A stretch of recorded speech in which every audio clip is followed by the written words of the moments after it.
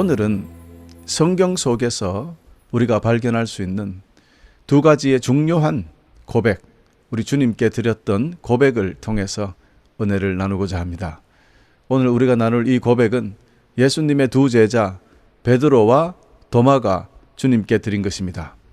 이 고백은 우리 기독교 모든 교리의 핵심이고 결론이라 할 수 있을 정도로 매우 중요합니다. 그러므로 오늘 우리는 이 두 가지 고백을 우리 삶에 완전히 받아들이고 주님을 더욱 잘 섬길 수 있도록 하며 주님의 은혜와 축복 속에 매일 기쁨으로 승리하며 살아가시기를 소망하면서 오늘 말씀을 시작하겠습니다. 첫 번째 고백입니다. 베드로의 고백이죠. 주는 그리스도시요 살아계신 하나님의 아들입니다 라고 고백했습니다. 마태복음 16장 16절에 기록되어 있죠. 이 고백은 베드로가 따르고 있는 선생님, 주님, 그리스도 메시아로 그리고 하나님의 아들로 인정했다는 거예요. 이것이 중요합니다. 여러분 여기서 먼저 헬라어로 그리스어로 크리스토스, 우리가 한국말로는 그리스도라고 하고요. 영어로는 크라이스트라고 하는 이 말이 크리스토스라는 헬라어에서 나왔습니다. 또 히브리어로는 메시아라고 하죠. 그런데 여기서 메시아나 그리스도나 같은 의미입니다. 그냥 그리스어와 히브리어 이 언어가 다를 뿐인데요. 그 뜻은 anointed one입니다. 기름 부음을 받은 자. 자, 그러니 예수님을 그리스도라 불러도 좋고 또 메시아라 불러드려도 다 옳습니다.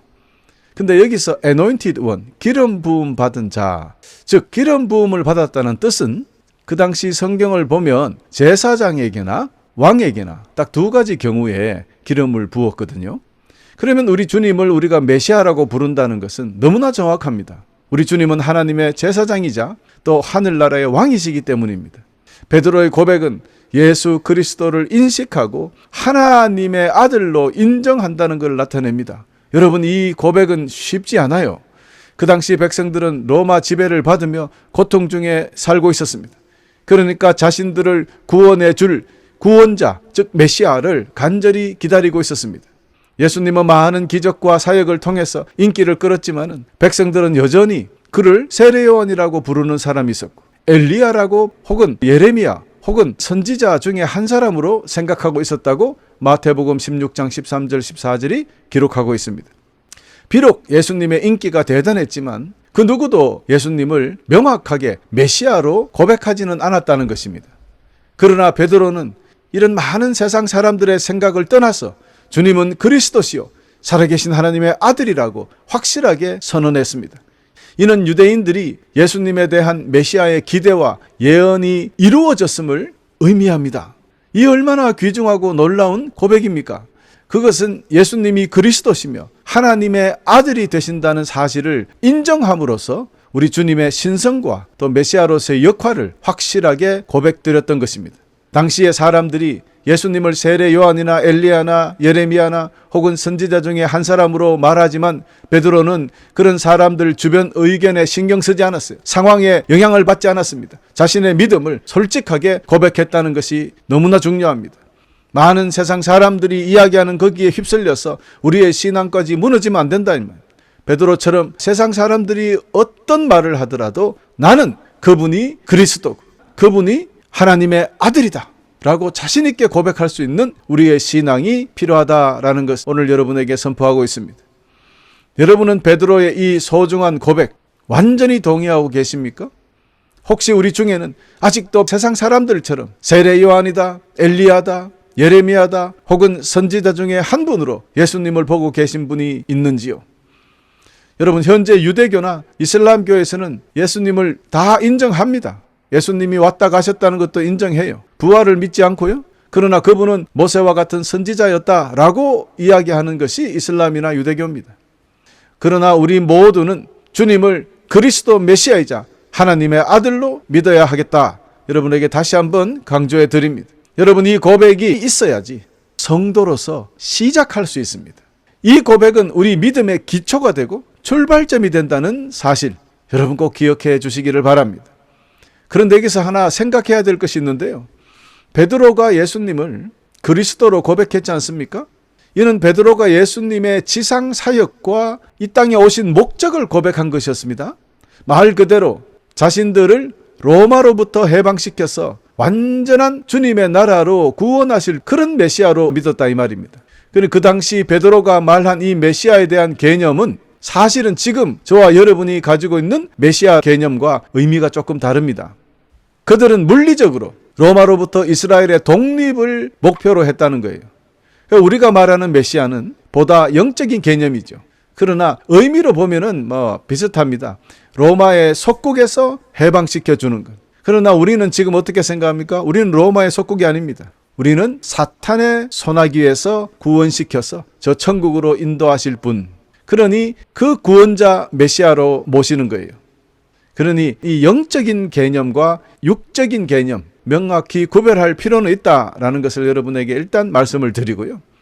베드로가 주님은 메시아라고 고백한 것도 영적인 구원이 아니라 로마로부터 해방시켜 주실 메시아를 찾았다는 것 기억해 주시기를 바랍니다.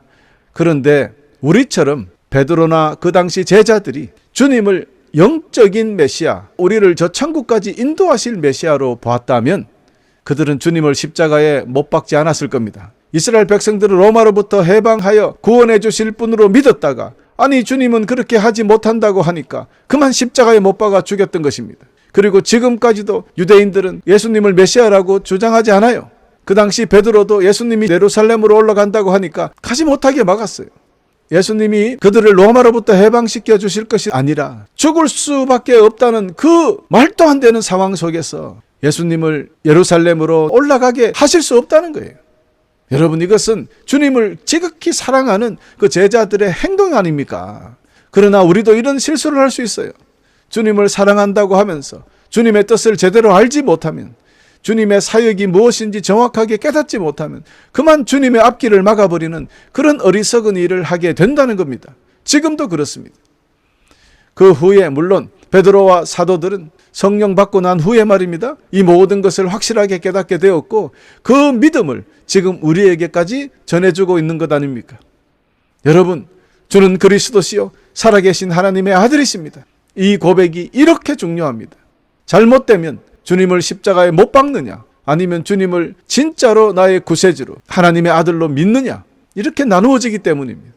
그래서 이 고백 없이 믿음의 올바른 성장도 할 수 없고 참된 성도가 될 수 없다고 말씀드렸던 것입니다. 우리 모두 주님은 메시아 그리스도요 하나님의 아들로 조금도 흔들림 없이 믿어서 모두 구원받으시기를 간절히 축원합니다. 두 번째 고백이 있습니다. 도마의 고백이 올시다. 주님이 부활하신 후 도마는 다른 제자들에게 이렇게 말합니다. 내가 그의 손에 내 손가락을 넣고 그의 옆구리에 내 손을 넣지 않는 한 나는 결코 믿지 않겠다. 이렇게 단호하게 선포합니다. 도마는 이렇게 주님의 부활을 의심하는 그림자 안에 머물고 말았습니다. 그러나 일주일 뒤에 예수님은 다시 도마에게 나타나셨습니다. 그리고 상처를 보여주셨고 도마의 의심에도 자비롭게 대해주셨어요. 도마의 믿음을 다시 세워주셨습니다. 도마는 처음에는 예수님의 부활을 믿지 않다가 자신의 눈으로 이렇게 직접 확인하고 확고한 부활의 신앙을 가지게 되었고 곧바로 예수님을 나의 주님, 나의 하나님이라고 고백하게 되었습니다. 이 고백은요, 그의 의심에서 믿음으로 성장과 변화를 보여주는 것이죠. 그러므로 여러분, 또한 도마의 고백은 베드로의 고백을 더 수준을 높인 고백이라고 이야기하기도 합니다. 그래서 도마의 고백을 우리 주 예수님께 사람이 들을 수 있는 최고의 고백이자 찬양이라고 말씀드리는 것입니다. 또한 이 도마의 고백을 근거로 예수님은 참 신이자 참 사람이시다라는 교리가 생겨나게 되었다고 말씀드렸습니다. 이를 믿지 않는 사람은 이제 이단으로 취급하게 되었다 이 말입니다. 참고로 말일성도 예수 그리스도 교회, 즉 몰몬교와 여호와 증인 이단으로 분류하는 가장 큰 이유가 바로 여기에서 나온 겁니다. 그들은 예수님을 하나님이 아니라고 믿기 때문에 도마의 고백을 부정하고 삼위일체를 증거하는 이사야서 9장 6절, 로마서 9장 5절, 요한일서 5장 20절의 말씀도 당연히 부정합니다. 그러므로 그들을 우리는 조심해야 합니다. 사랑하는 교우 여러분, 또한 사도 요한은 도마의 이 고백을 그 핵심 사상으로 삼고자 했어요. 요한은 자신의 선생님이신 부활하신 예수님이 하나님의 아들이자 메시아이자 하나님이시라는 것을 온 세상에 증명하고 전하고 싶었던 것입니다. 여러분, 이처럼 예수님이 하나님 되신다는 것을 완전히 확신했던 사도 요한은 이를 알리기 위해서 쓴 글이 요한복음이요, 요한 1서, 2서, 3서, 요한계시록이 되었던 것입니다. 그래서 요한복음 1장 1절에 태초에 말씀이 계셨습니다. 이 말씀은 하나님과 함께 계셨는데 그 말씀은 곧 하나님이셨습니다 라고 강력하게 선포하고 있는 것이에요. 이렇게 주님은 나의 주님이시고 나의 하나님이시다 라는 이 도마의 외침은 기독교 근본 교리가 되었습니다. 사도 요한뿐만 아니라 저와 여러분에게도 우리 주 예수님은 우리의 하나님, 즉 우리의 신이 되신다는 것을 확실히 믿으며 나아가서 세상에 선포할 수 있어야 하겠습니다. 이 귀한 고백이 하루빨리 온 인류의 입에서 흘러나오기를 간절히 소망합니다. 여러분, 이 일에 힘써 주시기를 바랍니다. 아멘. 그런데 나의 주님, 나의 하나님, 이 고백은 자신들이 잘 아는 한 청년에게 하나님이라고 선포하는 거예요. 그 당시 그 제자들과 나이가 비슷했어요. 혹자는 베드로가 예수님보다 나이가 더 많았다고 합니다. 하여간 33살밖에 되지 않는 한 청년에게 당신은 하나님이라고 이야기한다 이 말입니다. 여러분, 이거 정말 심각합니다. 유대인들에게 있어서는 신성 모독죄가 돼요. 하나님의 이름을 망령케 하는 것. 신명기 5장 11절과 출애굽기 20장 7절에 의하면 이런 사람들은 율법에 따라 돌로 쳐서 반드시 죽여야 하는 겁니다. 그래요. 이 도마의 고백은 죽음을 부르는 고백입니다. 이 고백은 유대인들에게 있어서 도저히 용서할 수 없는 엄청난 죄예요. 죽을 수밖에 없는 율법을 어긴 죄가 된, 하나님의 이름을 더럽힌 죄가 돼요. 그래서 그때부터 엄청난 피의 순교가 시작되었던 것입니다. 여러분, 이처럼 우리 기독교는 도마의 고백 위에 세워졌고 그 후에 이 고백을 선포함에 따라서 죽음 앞에서도 그들은 두렵지 않고 당당하게 이 고백을 외쳤습니다.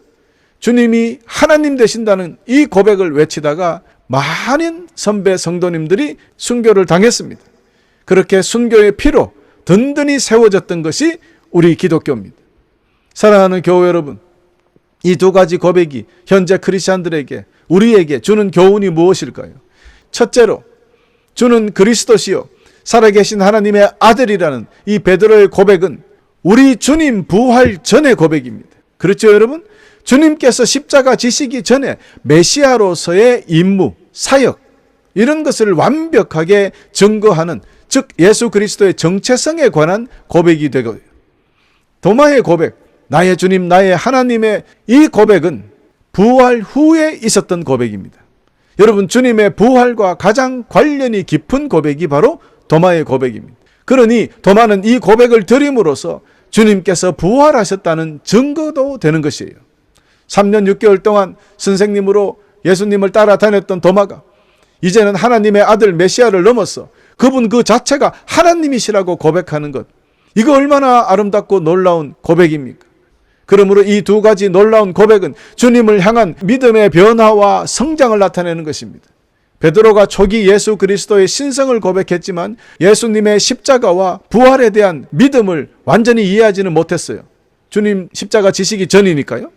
그러나 도마는 부활 후에 주님을 직접 만난 후에 그때 진정한 믿음을 얻었기 때문에 그 믿음으로 고백했던 것이거든요. 그러므로 우리는 예수 그리스도에 대한 믿음이 오직 그의 십자가와 부활을 통해서 완전해진다는 것을 알 수 있는 것이에요. 따라서 우리의 믿음은 베드로의 고백에서 시작되어서 부활의 믿음을 갖게 된 후에 도마의 고백으로까지 성장해야 한다는 것을 말씀드리고 있습니다. 예수 그리스도의 십자가의 죽음과 부활을 믿음으로 받아들인 후 구원받은 성도들은 주님을 더 이상 메시아로만 보지 않습니다. 우리의 삶의 주인이자 우리 생명을 주관하시는 우리의 하나님으로 고백하는 신앙으로 성장해야 참된 믿음을 가진 사람들이 되는 것입니다. 그러므로 교회 여러분, 오늘 이 두 가지 고백을 통해서 우리의 믿음의 본질과 성장에 대해서 생각해 보았습니다. 이를 통해서 우리 각자의 믿음의 여정이 어디에 와 있는지 되돌아봐야 합니다. 만일 아직도 주는 그리스도시요 살아계신 하나님의 아들이십니다, 이것도 고백하지 못하는 사람들이 있고요. 이 베드로의 고백이 있다면 이제 그분들을 성도라고 할 수 있는 거예요. 이 고백이 이제 시작이기 때문입니다. 이를 믿지 못하면 참된 성도가 아닙니다. 그러나 혹시 우리 중에 아직도 삼위일체 하나님을 영으로 마음으로 믿지 못하는 수준, 아직도 도마의 고백까지 성장하지 못한 성도님들이 계시지는 않는지, 우리의 삶으로 나의 주님, 나의 하나님이란 믿음, 그 선포, 날마다 우리의 입에서, 우리의 삶에서 흘러나올 수 있는 그런 성도들이 되시기를 간절히 축원합니다. 하루빨리 우리의 믿음이 베드로의 고백에서 도마의 고백으로 성장해야 하겠습니다. 그렇다고 여러분, 베드로의 고백은 수준이 낮고 도마의 고백은 수준이 높다라고 생각하시면 안 됩니다.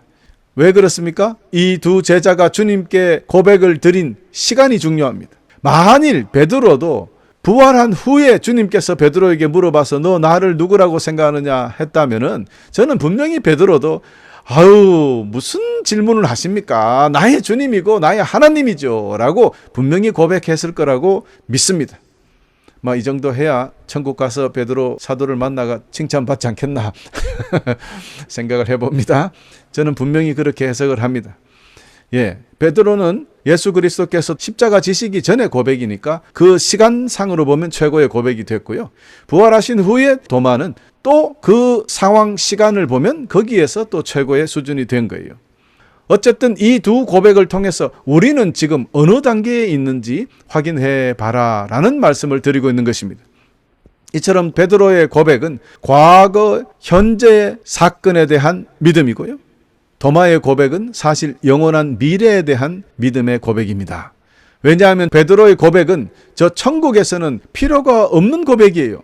여러분, 저 천국에 갔는데 왜 메시아가 필요합니까? 이미 메시아 역할을 하신 주님을 따라서 다 천국에 갔는데 천국에서 또 메시아가 필요합니까? 그러면 또 다른 천국보다 더 좋은 천국으로 어디로 또 가야 됩니까? 아니지 않습니까?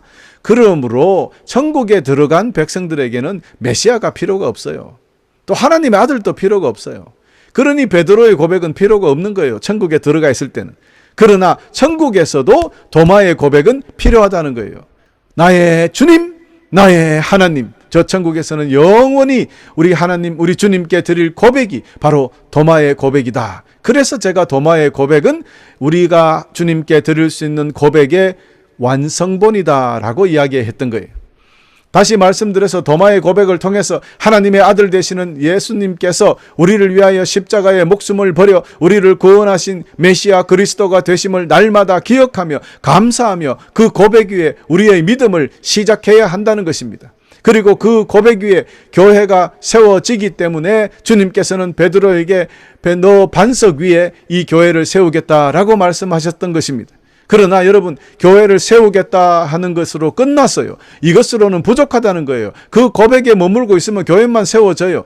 그래서 이 고백에 머물러서 기초적인 그런 생각만 하고 있어서는 안 됩니다. 그런 생활만 해서 안 돼요. 아직도 부활하신 우리 주 예수님에 대해서 정확히 알지 못한다는 증거가 되고 마는 것입니다. 왜? 이 고백은 부활 전에 드렸던 고백이기 때문입니다. 그러므로 베드로의 고백을 넘어서 부활 후의 고백인 도마의 고백이 우리 삶에 있어야 됩니다. 주님의 부활을 체험하고 믿음으로 믿어진 고백.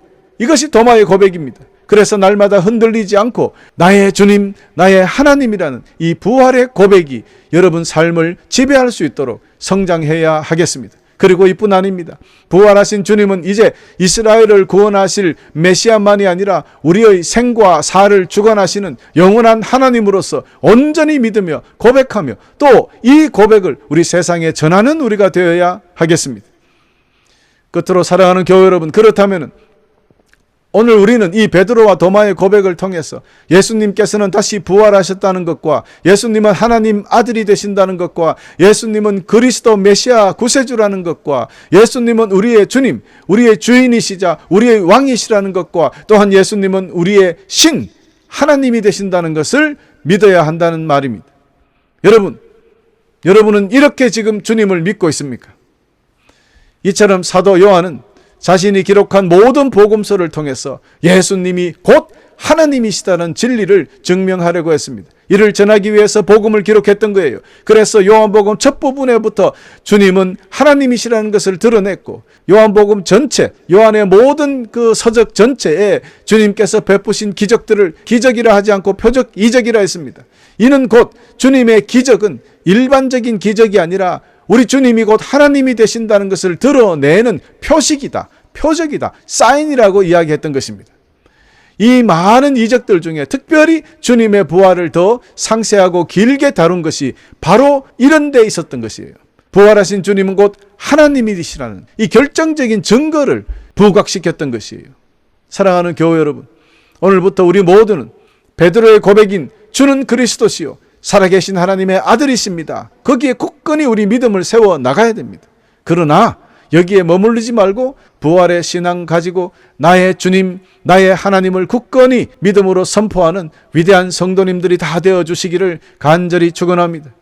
사랑하는 교회 여러분, 그러므로 오늘부터 우리의 주님이요 우리의 하나님이신 예수님을 굳게 믿음으로 하나님께서 주시는 영원한 새 생명을 선물로 받아 힘있고 능력 있게 승리하며 사시기를 하나님이 되시는 우리 주 예수 그리스도의 이름으로 간절히 축원합니다.